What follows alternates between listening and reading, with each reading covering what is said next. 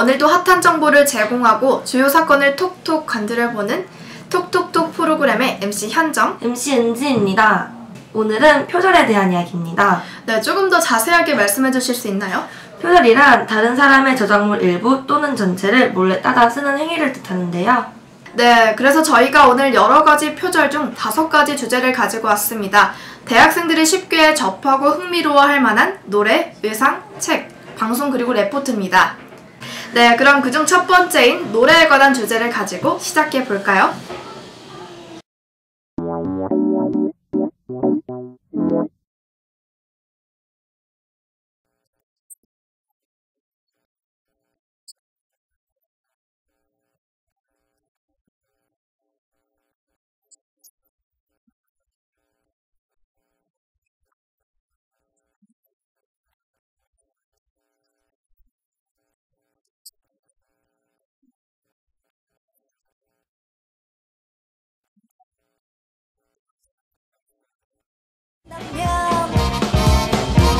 내 운명을 고르자면 눈을 감고 걸어도 맞는 길을 걸지. Take a look, we are advanced. You have to do this step beyond. Now your hair from black to blonde.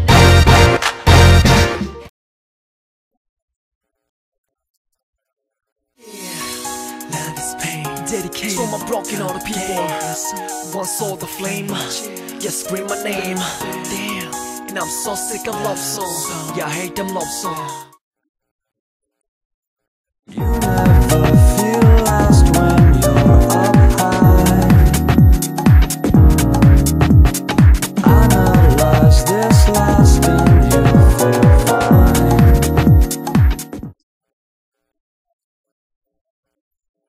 새로 닦은 구두 머리 위 꽃가루 주머니인 풍년 아름다운 중년 거덕은 섹시 치명적이야.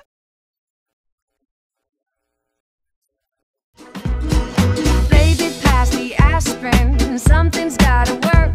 I know I did it to myself, but man, oh man, it hurts. That second last martini.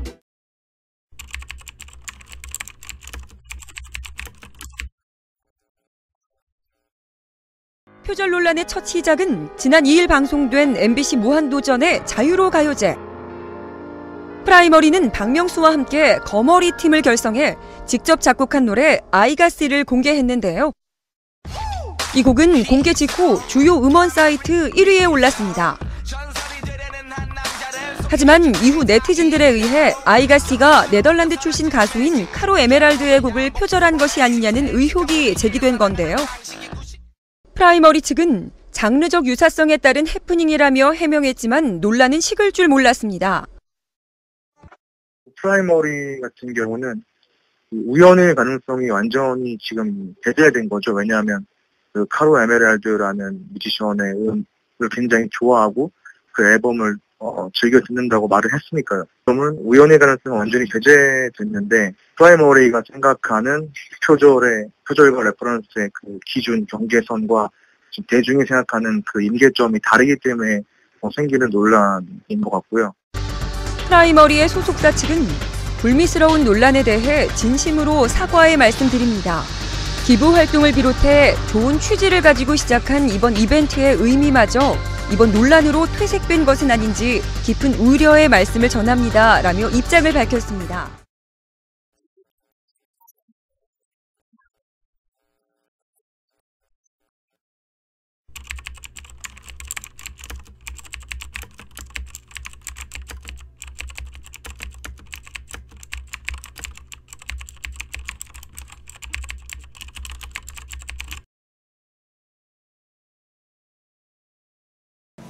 요즘 네티즌 분들은 표절 관련 노래를 정말 잘 찾으시는 것 같아요. 네, 익숙하게 들리는 노래는 이유가 있는 것 같습니다. 무한도전 가요제 프라이머리 아이가씨 또한 뜨거운 논란이 되었었는데요. 아직도 원곡자 측과 이야기를 나누는 중이라며 논란이 계속 이어지고 있습니다. 점점 커져가는 가요시장에서 새로운 노래를 탄생시키는 데는 창작력이 정말 중요한 것 같네요. 네, 그럼 논란과 화제의 중심이 되고 있는 의상 표절 문제 지금 함께 하시죠.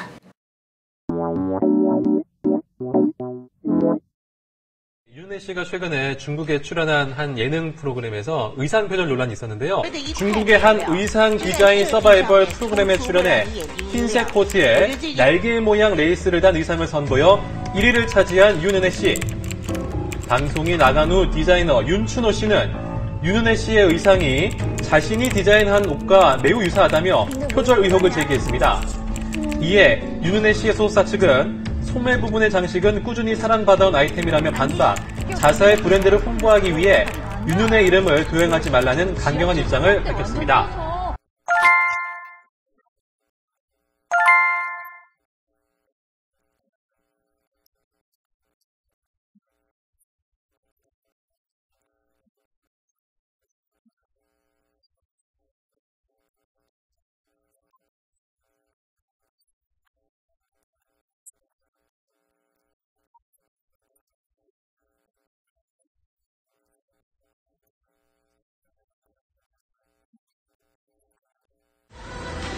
그룹 소녀시대도 무대 의상으로 여러 차례 표절 논란에 휘말린 바 있습니다. 특히 흰 셔츠에 화려한 자수가 장식된 빨간 바지, 한 명품 브랜드의 의상과 매우 흡사했는데요.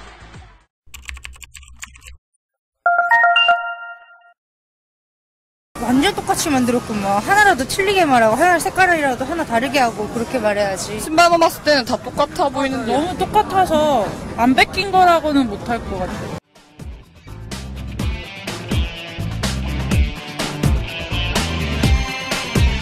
저도 75,000원에 수도 없이 디자인이 팔리고 있었고 계속 매출이 올라가고 있는 상태에서 이 카피 제품이 뜨면서 저는 매출이 완전 3분의 2 반토막보다 더 3분의 2가 줄어버렸어요.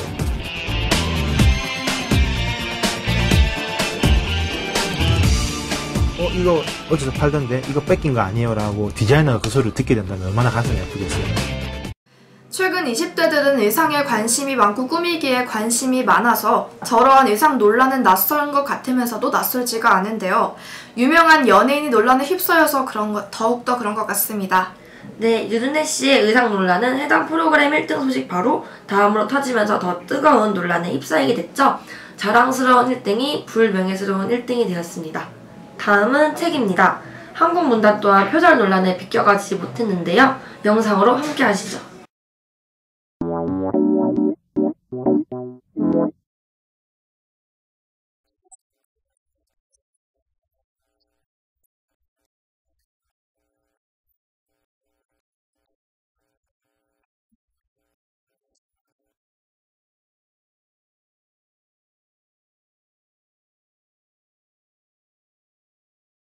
인기 작가 신경숙 씨의 표절 시비 속에 작가와 문학 비평가가 함께 참여한 첫 토론회가 관심 속에 열렸습니다. 그동안 표절을 부인하던 신 씨도 표절을 사실상 시인했습니다. 앞서 신 씨는 경향신문과의 인터뷰에서 표절이 아니라던 주장에서 한 발 물러났습니다. 일본 작가의 우국과 자신이 쓴 전설의 문장을 여러 차례 살펴보니 표절 문제를 제기하는 게 맞겠다는 생각이 들었다는 겁니다. 물론 아무리 기억을 뒤져봐도 우국을 읽은 기억은 안 나지만 이제는 나도 내 기억을 믿을 수 없는 상황이 됐다고도 했습니다.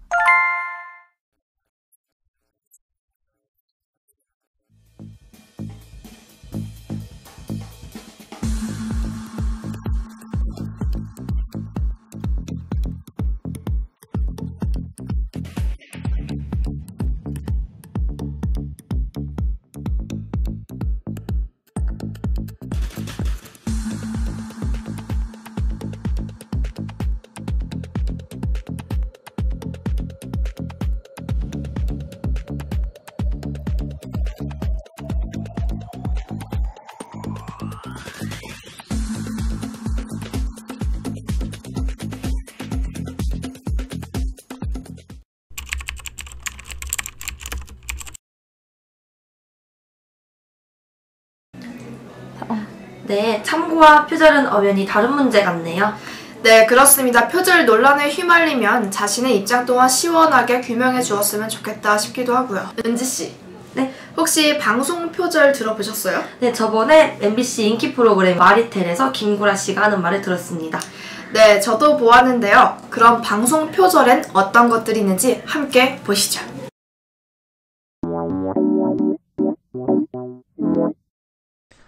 최근 중국에서 우리나라 드라마와 예능 프로그램을 그대로 베끼는 일이 자주 있다고 합니다. 네, 그런데 얼마 전 중국의 한 방송사가 극한 도전이라는 짝퉁을 만들어서 인기를 끌고 있습니다.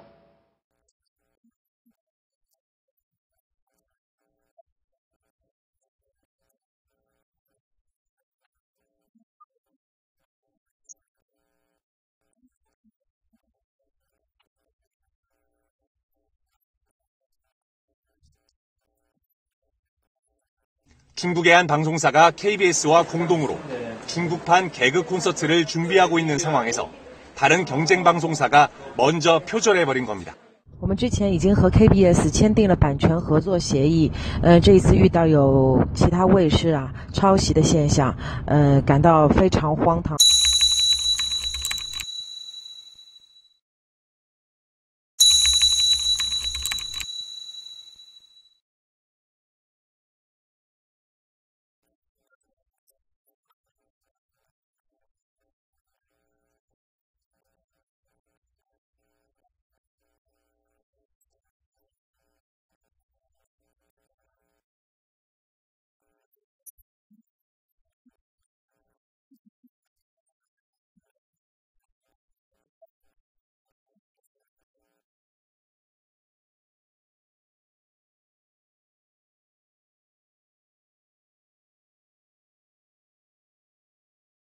정말 방송계에서도 표절이 끊이지 않는다는 것 직접 확인할 수 있었습니다.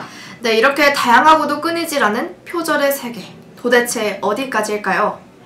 저희가 준비한 마지막 주제입니다. 대학생들만의 과제가 아닌 레포트 논란 문제. 그 이유 함께 보시죠.